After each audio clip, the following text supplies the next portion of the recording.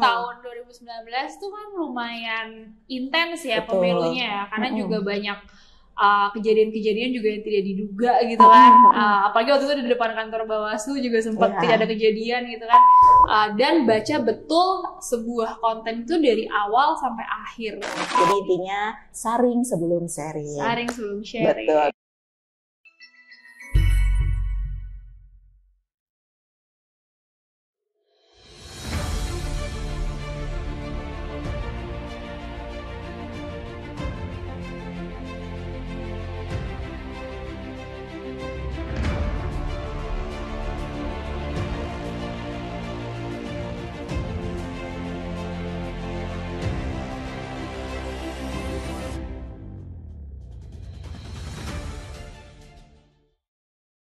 Dari mana datangnya cinta kalau bukan dari mata turun ke hati? Bersama saya Mas Ayu Fitria di podcast Bawaslu RI. Halo sahabat Bawaslu RI, berjumpa kembali dengan saya Mas Ayu Fitria. Kali ini podcast Bawaslu RI kembali mengudara. Gimana kabarnya? Semoga selalu sehat dan penuh cinta. Nah, ngomongin soal cinta, baru saja kita merayakan Hari Penuh Cinta. Nah, tapi sahabat Bawaslu tahu nggak sih kalau di 14 Februari kemarin merupakan pertanda 1 tahun menuju pemilu kita. Nah, tepatnya di pemilu 2024 besok akan dilaksanakan pada tanggal 14 Februari 2024. Jadi diingat ya. Nah, kali ini kita kedatangan tamu sangat spesial, yaitu dari Meta Indonesia telah hadir membersamai kita, yaitu Kak Karissa Sawaldi. Selamat siang, Kak. Selamat siang. Sehat ya, Kak ya?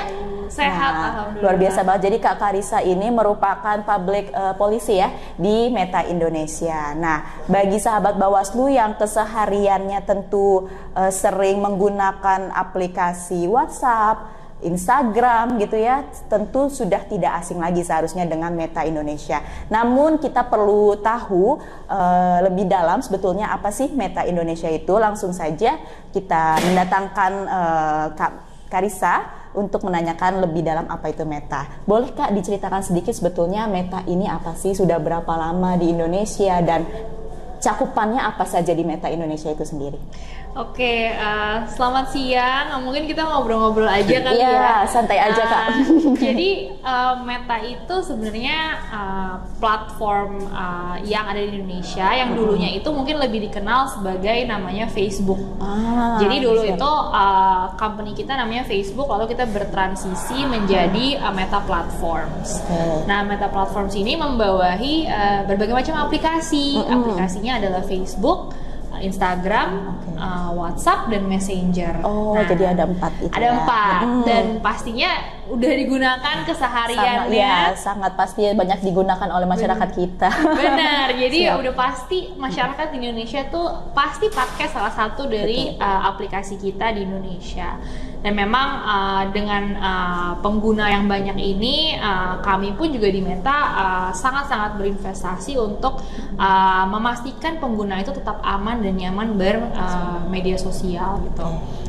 Kalau boleh tahu dari keempat aplikasi tersebut, yang paling banyak digunakan atau yang paling banyak diakses oleh masyarakat Indonesia apa ya Kak? Kalau kita lihat dari latar belakang usia, jenis pendidikan, dari 4 itu apa yang paling sering diakses?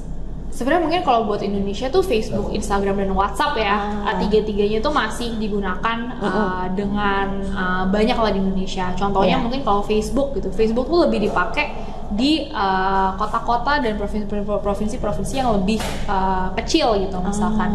Jadi biasanya tuh Facebook itu mungkin disetarakan seperti search engine kali ya kalau di daerah gitu, karena orang tuh masih lihat dan nyari informasi di Facebook group, Facebook pages. Nah itu mungkin makanya kenapa penggunaan Facebook itu masih besar di wilayah-wilayah terpencil di Indonesia. Tapi kalau Instagram sebenarnya banyak digunakan oleh berbagai kalangan ya, terutama mungkin sekarang kita mungkin banyak sebut Gen Z kali ya. Gen Z tuh pasti pakai Instagram kesehariannya untuk nyari hal-hal yang dia suka, terus baca informasi dan mencari konten-konten yang relevan dengan minat mereka gitu. Sedangkan kalau WhatsApp itu ya mungkin metode bisnisnya agak berbeda karena itu adalah private messaging ya, dan itu end-to-end encrypted gitu. Jadi itu adalah bentuk komunikasi one on one gitu ya. Jadi ketiga aplikasi itu memang salah satu aplikasi yang sangat-sangat digunakan di Indonesia dan memang kegunaannya pun juga berbeda-beda. Dia masing-masing aplikasi punya basisnya masing-masing gitu ya. Kalau mungkin Facebook itu lebih cenderung kepada generasi lebih dewasa gitu ya. Oke. Nah, sahabat Bawaslu di seluruh Indonesia, kalau kita berkaca pada pemilu 2019 kemarin, tentu banyak ya Kak ya, syarat akan hoaks, disinformasi, ujaran kebencian, politisasi sara dan sebagainya. Nah, tentu kita tidak menginginkan kembali hal serupa kembali terulang di pemilu 2024 kita. Nah, mungkin Kak Karissa bisa cerita sedikit pengalamannya di pemilu 2019 kemarin Kak terhadap aktivitas-aktivitas di platform Meta terkait hoax dan sebagainya. Mungkin ada cerita yang yang berkesannya ada mungkin, atau yang bikin geleng-geleng kepala gitu ya. Mungkin bisa diceritakan. Cerita dulu kali ya. Tahun 2019 tuh kan lumayan intens ya pemilunya ya, karena juga banyak kejadian-kejadian juga yang tidak diduga gitu kan. Apalagi waktu itu di depan kantor Bawaslu juga sempat tidak ada kejadian gitu kan. Kita di Meta tuh benar-benar sangat menjaga platform kami ketika pemilu, dan apa sih sebenarnya menjaga itu ya. Jadi kita memang menaruh berbagai macam resources supaya moderasi konten yang terjadi ketika pemilu tuh benar-benar real time gitu. Dan ini kan kalau kita berbicara mengenai seberapa cepat penyebaran misinformasi, kita pun juga nggak boleh kalah cepet kan sebenarnya untuk mengatasi keviralan suatu konten. Nah, itulah salah satu investasi kita secara internal Meta, di mana kita mengalokasikan resources untuk konten reviewer, terus juga kita mengedepankan kerjasama dengan berbagai macam pihak ya.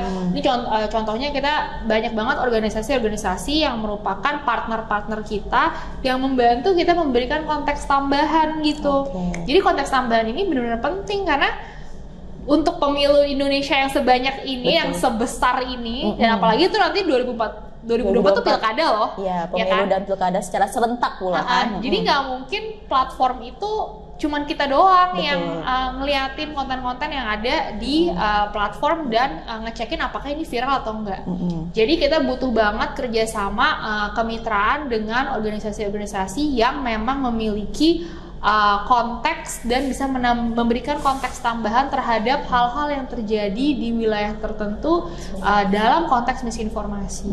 Nah, inilah yang aku juga tadi sempat sampaikan ya, kemitraan dengan Bawaslu itu jadi penting banget gitu, karena kita butuh analisa dan konteks-konteks dari lapangan kan, karena kita nggak akan tahu seberapa bahayanya, seberapa mengerikannya situasi di lapangan kalau kita nggak dapet arahan atau dapet gambaran itu dari orang-orang yang memang benar-benar di situ. Jadi memang itulah yang kita pengen lakukan kembali untuk 2024. Siap. Nah, tadi sudah disinggung sedikit sama Kak Karissa terkait kolaborasi dan kerjasama ya. Nah, perlu sahabat Bawaslu sekalian ketahui bahwasanya hari ini Bawaslu telah melakukan kerjasama dengan berbagai multi platform, salah satunya dengan Meta Indonesia. Nah, tidak hanya melakukan kerjasama tersebut, juga Bawaslu di sini berupaya untuk memberikan edukasi kepemiluan gitu ya, literasi digital kepada masyarakat kita, dan juga memberikan semacam penguatan kapasitas kepada jajaran pengawas kita di bawah untuk lebih tanggap gitu ya, menanggapi konten-konten yang kiranya tidak sesuai dengan aturan gitu ya Kak. Nah, mungkin Kak Karissa bisa kasih tips nih kepada kita, khususnya jajaran pengawas di Bawaslu, gimana sih caranya untuk menangani konten di platform dari Meta Indonesia dengan cepat gitu. Mungkin ada tips-tipsnya gitu Kak? Mungkin aku ini ya, lebih kasih tips gimana caranya kalau melihat konten misinformasi. Nah, sebenarnya program-program Meta di Indonesia itu fokus banget soal literasi digital. Jadi kenapa orang mungkin langsung percaya gitu kalau misalkan ngeliat konten misinformasi, terus biasanya kan mereka nge-share kan, nge-share ke temennya, ke keluarganya, terus masih untung kalau yang dapet temennya gitu kan, mungkin masih bisa ada waktu untuk berpikir. Tapi kalau misalkan yang di share itu adalah orang tua, ya, yang kan mayoritas biasanya langsung di forward gitu ya ke antar grup, tidak ada filterisasi di situ ya. Betul, di forward tanpa melihat isinya apa. Betul.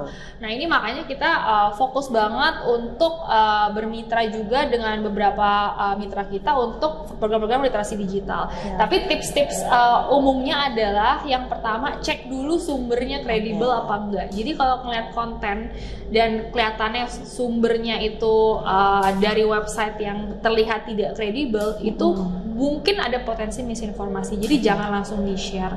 Habis itu yang kedua, harus dicek juga apakah gambar fotonya itu ada yang editan atau ada yang merupakan manipulasi.